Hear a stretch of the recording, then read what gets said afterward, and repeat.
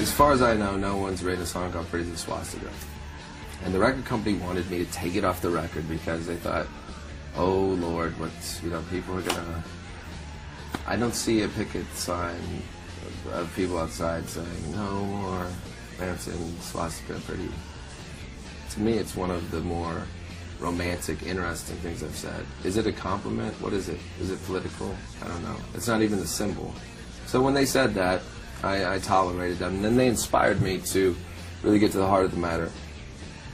I make something, and when I'm done making it, fortunately, the way the world does work now, I can just give that to the world.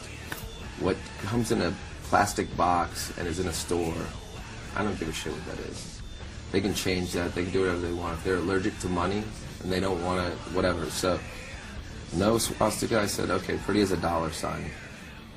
Because that's their fascism now. I mean, there's nothing more fascist now than money. Everyone knows that, everyone gets it. They essentially wanted to create a new curse word. I wasn't using a symbol, and you know, then they tried to say, well, for sure, Germany won't tolerate it. Well, no disrespect, and I love to say no disrespect, because you can say no disrespect, but you're a cocksucker. It's like it's a free, no disrespect, but go fuck yourself. No disrespect, but in Germany, swastika is an American word. It's a totally different word there. So go fuck yourself and all that.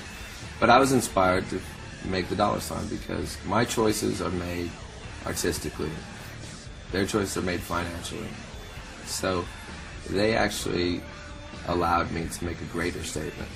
Because initially the statement was made personally.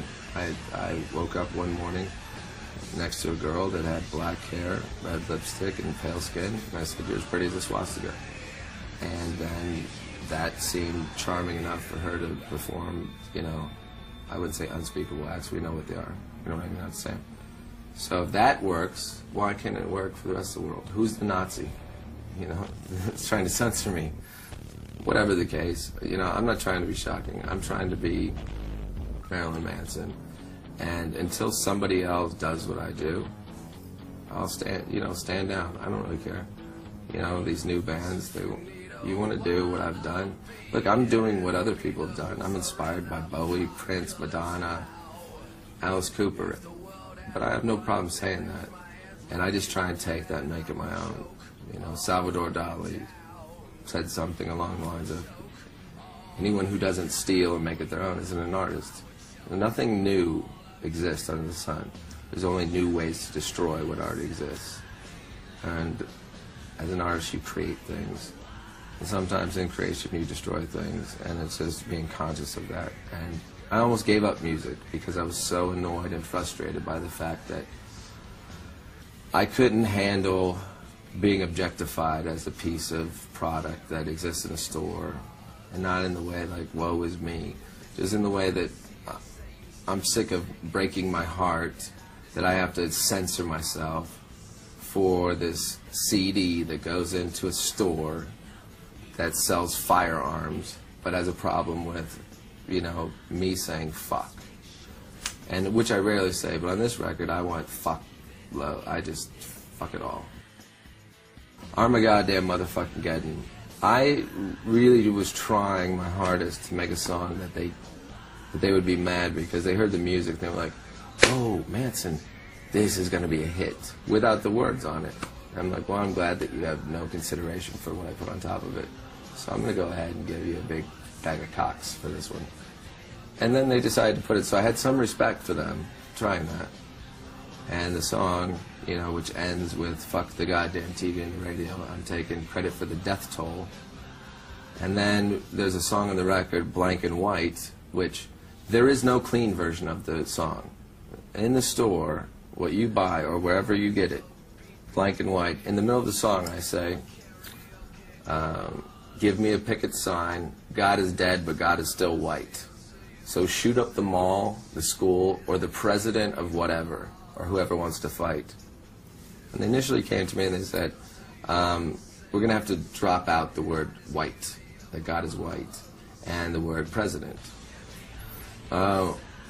Listen, I'm not going to change God as white. Like, I don't believe in God, but every picture I've seen of God is white. I don't know. If you show me evidence that it's not, but why is that offensive? You're creating something racist by changing it. You're inventing a problem by censoring it. And I get the shoot the president is something that you cannot say. It's illegal. However, I didn't say that. And in fact, I said, shoot up the mall, the school, or the president of whatever. So they wanted to drop it out, and I said, well, I want the whole phrase dropped out. So it's shoot up the mall, the school, or the beep. And early in the song, I say, all you fuckers vote beep, beep, beep. So artistically, it made me happy that, you know, I could mock the fact that the song is about censorship and about the day that the New York Times said God is dead, and that the suffragettes protested, and there was a protest of freedom of speech, and people held up blank white picket signs. That's what the song is about. And then they censored that. But the big zinger is that they didn't give a shit about that I said shoot up the mall and the school. And then 2 or 3 days ago, some 8th grader adds more to my greatest hits of school shootings that I get blamed for. So, who's the smart guy now? I don't know. You know, I don't advocate it. I get blamed for it. If I get blamed for it, I should at least get like some sort of medallion or a Grammy or something. I don't know. I just get death threats and blame and sex. So.